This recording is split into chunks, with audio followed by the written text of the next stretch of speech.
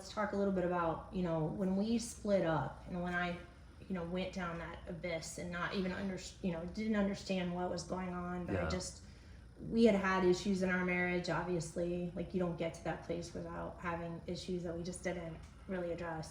But can you talk about, what was it that you learned about yourself during that time period where we were separated for 3 years, and what did you instinctively know about me during that period? So it was a shock, when you came to me and you said what had happened, and you had this tunnel vision, I guess is a good way to say it, as to there's nothing to work out here. I made up my mind. After a week, of knowing someone. And I just couldn't get past that. I mean, I thought, this is crazy. How are we going to just throw all this away? And yet I did remember those moments where we had conflict. And all I thought was, she's just worn out. She's just so worn down. So it did take a lot of that grief process, to think about that. However, even during those dark moments, what was so amazing to me is I had that vision in my head. I could not escape it. And that would be that we were there with our family on the beach with Nat and Grace, and we were getting married again. And it was so clear that I thought maybe I had watched it. I had seen that exact same scene. I know this sounds stupid because it's so cliche. You do see these scenes in movies, but it was so clear to me. I thought, man, what movie did I just watch that I put our family into that movie, because it felt like it was a real. And maybe it was Crazy Stupid Love. Those were all movies we were watching at the time. And I could never find that scene, but I felt such comfort knowing that was in my head. And so, as you know, I would oftentimes say, and until it became bothersome for you, I know how this ends. I feel like I know how this ends. Yeah.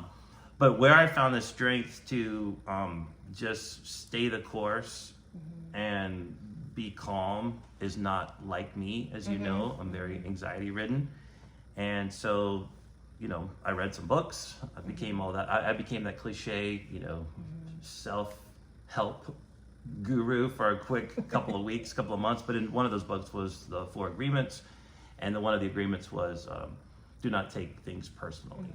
And so that one really hooked in with me, because I thought, you know what, although I can be a better person, I can be a better dad, I can be a better husband, all those things, this seems detached from what. Like, you knew it was a combination. Like, you knew that this was me separately. Yeah. And then I had my own stuff. Yeah. As a couple. So I didn't turn it into an ugly thing where I didn't position you as being this god-awful person for choosing that path. I was sad, but I also felt like this was your journey. You're learning something. You're going back to the abuse. You're dealing with that. You're uncovering layers. And I just thought, okay, it's not my business. This is your own thing. But that's so I just turned it all internal on me, and here's what I'm going to work on for myself. And that's amazing, because you don't hear that story very often, to be honest with you. You don't hear from a lot of dudes. No, not from a lot of dudes. And I don't hear it when women write to me, or even men write to me and talk about what their experiences, have been in marriage. I think it's really brave of you. I just want to throw that out there. Well, thanks, to talk about that, because, right. I think we experienced, right? When we split up, everyone picks a side.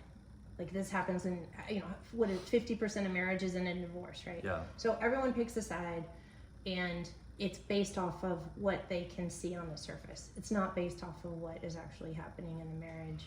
And, if you're the one who's leaving the marriage, and you're the one who is the villain. And I love that you're able to talk about, all of this, like, as a whole, not just these snippets and these sound bites of what it was like, because it was horrible. Obviously, I wish that I would have done it differently, but I just think that's really awesome.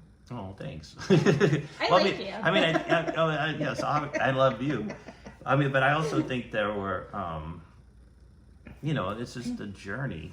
And we talk about the hero's journey when we do our work, and it felt very much like the hero's journey, that we had been through so much. It seemed like we were starting to come out of all that financially, directionally, career-wise. Right. And this felt like that dragon that steps in, you know, right before the hero succeeds. And so I